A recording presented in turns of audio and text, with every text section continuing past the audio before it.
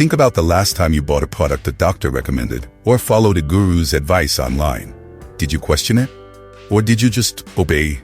You might be surprised to learn that a powerful psychological force, the authority bias, is constantly pulling your strings, often without you even realizing it. This isn't about conspiracy. It's about psychology.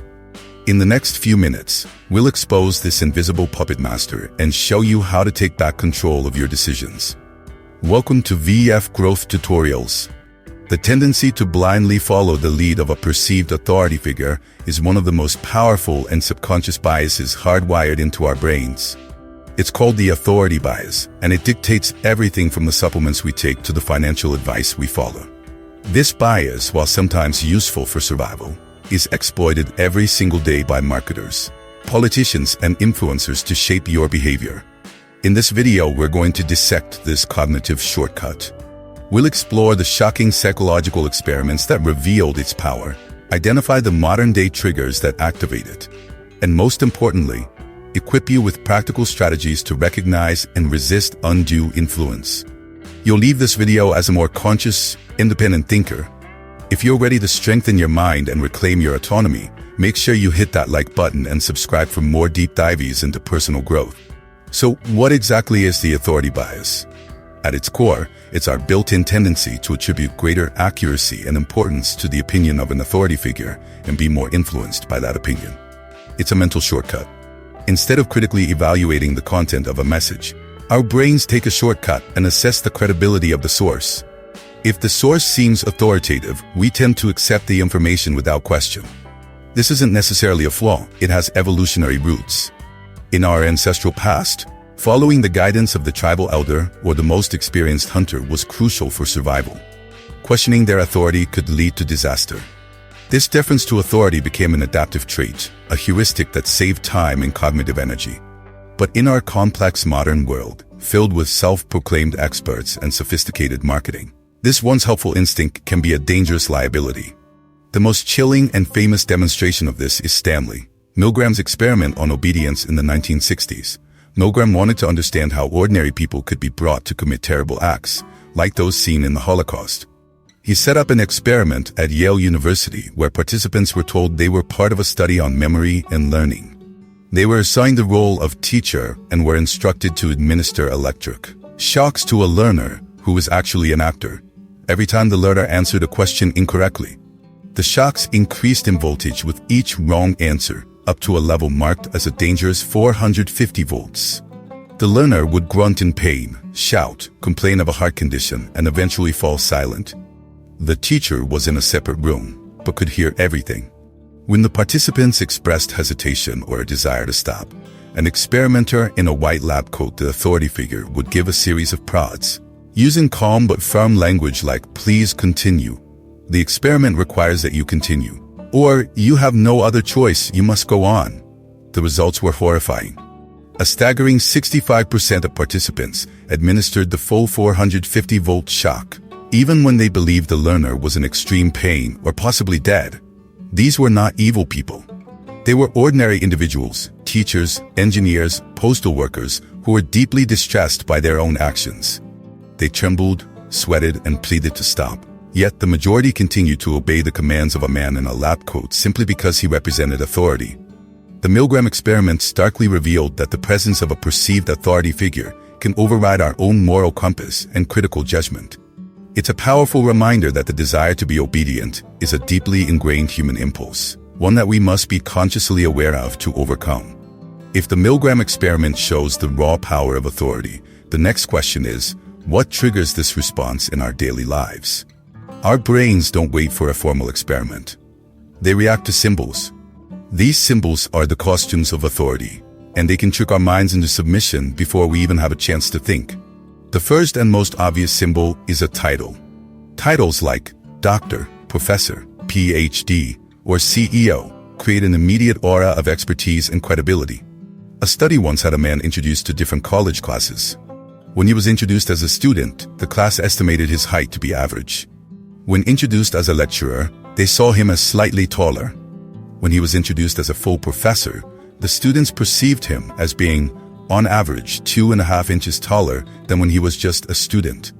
We literally look up to people with impressive titles. This is why advertisers love to have a Dr. John Smith recommend their product. Even if his doctorate is in medieval history and the product is a blender, the title does all the heavy lifting. The second powerful symbol is clothing. Uniforms are the most potent example. The lab coat in Milgram's experiment was not an accident. It was a carefully chosen symbol of scientific, objective authority. Think about it. We are more likely to follow the directions of someone in a police uniform, even if they are off duty and asking for a strange favor. We instinctively trust a person in medical scrubs. This extends to business attire as well. The sharp, expensive suit is a uniform for the corporate world, signaling success, competence, and power. Scammers and con artists have known this for centuries, using fine clothes to project an image of wealth and trustworthiness to more easily part victims from their money. Finally, there are the trappings of authority. This includes things like luxury cars, expensive watches, and stately office buildings. These items signal status and success, and our brain often conflates that with expertise and reliability. We might subconsciously trust a financial advisor more if they have a corner office with a skyline view, even if their actual advice is terrible. These symbols work because they are efficient. They allow us to make quick judgments without having to do the hard work of verifying credentials, checking facts, and thinking critically. They are the buttons that authority figures and manipulators push to activate our obedience programming. By becoming aware of these triggers, you can start to build a defense system. The next time you feel swayed by an expert, take a moment to mentally strip them of their title, their uniform, and their fancy office. Is their argument still compelling on its own merits? This simple mental exercise is the first step towards seeing the message, not just the messenger. We're just scratching the surface of how deep this goes. If you're finding this fascinating and want to keep sharpening your mind, do me a favor and hit that subscribe button and ring the bell so you don't miss our next video. And don't forget to like this one to help us out. Now that we understand the psychology and the triggers, let's look at how the authority bias is weaponized in the modern world. It's not just in laboratories. It's everywhere, especially in the realms of marketing, media, and the chaotic landscape of the internet. In marketing, authority is a cornerstone of persuasion. The most classic example is the 9 out of 10 dentists recommend trope. This statement doesn't provide any data or evidence. It simply borrows the authority of the dental profession to sell toothpaste. Celebrity and influencer endorsements work on the same principle. We see a famous athlete promoting a shoe, and our brain transfers the authority and excellence they have in their sport to the product itself, even though their skill on the field has zero connection to the quality of footwear manufacturing. The term scientifically proven is another powerful trigger. Companies will often fund their own studies that are designed to produce a favorable result, then splash this phrase across their packaging, knowing that the word science carries an immense weight of authority that most consumers won't question. The media landscape is also rife with appeals to authority. News programs parade a cast of analysts, strategists, and experts across the screen to offer their opinions. Their authoritative titles and confident delivery can make their predictions and analyses seem like established facts. Yet studies have shown that the predictions of many so-called pundits are often no better than random chance.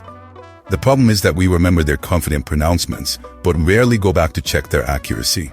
The authority of the platform, a major news network, lends credibility to the individuals on it, creating a feedback loop of perceived expertise. Perhaps the most dangerous arena for authority bias today is online, where it fuels the spread of misinformation.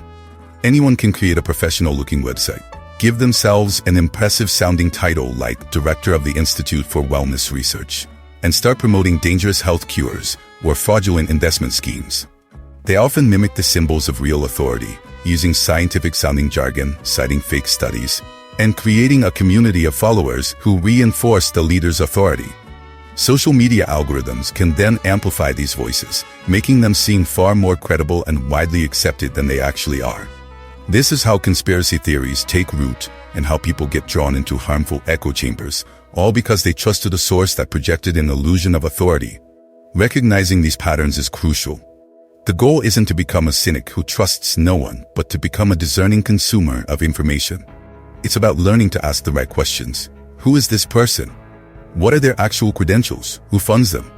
What is their motive for telling me this? And what do other independent experts have to say? This critical mindset is your best defense against manipulation. The consequences of unchecked authority bias are not just theoretical. They can be profoundly damaging on a personal, professional, and societal level. Letting this bias run on autopilot can lead to disastrous decisions. On a personal level, it can be financially devastating. Think of the countless people who have lost their life savings to a charismatic financial guru who projected confidence and success but was, in reality, running a Ponzi scheme. Bernie Madoff is a prime example. He used his authority as a successful former chairman of the Nasdaq to fool sophisticated investors for years. In the realm of health, following the advice of a celebrity doctor or wellness influencer without doing your own research can lead to dangerous health outcomes, from adopting harmful diets to refusing life-saving medical treatments. In the professional world, authority bias can stifle innovation and lead to catastrophic failures. This is often seen in a phenomenon called groupthink, where subordinates are reluctant to challenge the decisions of a powerful leader, even when they know the decision is flawed. The tragic Space Shuttle Challenger disaster is a textbook case. Engineers at Morton Thiokol, the contractor for the solid rocket boosters, knew it was too cold to launch safely and vehemently argued for a delay. However, NASA officials, pressured by deadlines, used their authority to push the launch forward. The engineers, despite their expertise, ultimately deferred to the authority of their client, NASA. The result was a catastrophic failure that cost 7 astronauts their lives. The fear of questioning the boss, the expert, or the client can lead to a collective silence where everyone knows there's a problem, but no one is willing to speak up. On a societal scale, the dangers are even greater. History is filled with examples of entire populations being led into committing horrific atrocities by blindly obeying charismatic and authoritarian leaders. The psychological principles at play are the same ones Milgram observed in his lab, but magnified to a national or international scale. Understanding authority bias is not just about making better consumer choices. It's about being a responsible citizen. It's about recognizing that questioning authority is not an act of disrespect, but a vital component of a healthy, functioning society. It's a heavy topic, but understanding it is the first step to protecting yourself. If you're getting value from this breakdown, please hit the like button. It tells YouTube that this is important content. And if you haven't already, subscribe for more deep dives like this. So, how do we fight back? How do we reclaim our minds from this powerful, pervasive bias? The good news is that awareness is half the battle. Now that you know what the authority bias is and how it works, you can start to catch it in action. The key is to shift from a passive, trust in default to an active, questioning mindset. It involves a few practical, deliberate steps. First, learn to question the expert's credentials and motives. Don't just be impressed by a title. Ask if their expertise is actually relevant to the topic at hand. A brilliant physicist's opinion on nutrition is no more valuable than anyone else's. Also, consider their motives. Are they selling something? Do they benefit if you believe them? Understanding potential conflicts of interest is crucial. Second, separate the person from the argument. The goal is to evaluate the message on its own merits. Is the reasoning sound? Is the evidence solid? Does it make logical sense, regardless of who is saying it? Force yourself to consider whether you would find the argument as convincing if it came from an anonymous source or someone you disliked. Third, seek out dissenting opinions. When an authority figure makes a strong claim, actively look for counterarguments from other credible sources. If all the experts in the field truly agree, that's a powerful consensus. But if there's a healthy debate, you need to be aware of it. This prevents you from getting trapped in an information bubble created by a single authoritative voice. Finally, trust your gut, but then verify. If something an expert says feels off, don't dismiss that feeling. It might be your subconscious picking up on an inconsistency. Use that feeling as a trigger to dig deeper, do your own research, and verify the information for yourself. Embracing this mindset doesn't mean becoming cynical. It means becoming an independent thinker. It's about giving authority the respect it's due when it's earned, but not a drop more. Today, we've journeyed deep into the hidden world of the authority bias. We started with the shocking revelations of the Milgram experiment, which showed how easily ordinary people can be compelled to do harm under the influence of authority. We uncovered the subtle triggers, titles, uniforms, and fancy trappings that switch off our critical thinking. We've seen how this bias is actively exploited in marketing, media, and online to manipulate our choices and beliefs. And we've acknowledged the very real dangers of blind obedience in our personal and professional lives. But most importantly, we've armed you with a toolkit for resistance. Questioning credentials, separating the message from the messenger, seeking dissent, and verifying information. The goal isn't to reject all authority. It's to replace blind obedience with conscious, thoughtful consideration. It's about taking back the reins of your own mind. What's one time you realized you were influenced by authority? Share your story in the comments below. Let's learn from each other. If this video opened your eyes, please give it a thumbs up, share it with someone who needs to see it, and make sure you are subscribed to VF Growth Tutorials for more content to help you master your mind. Thanks for watching.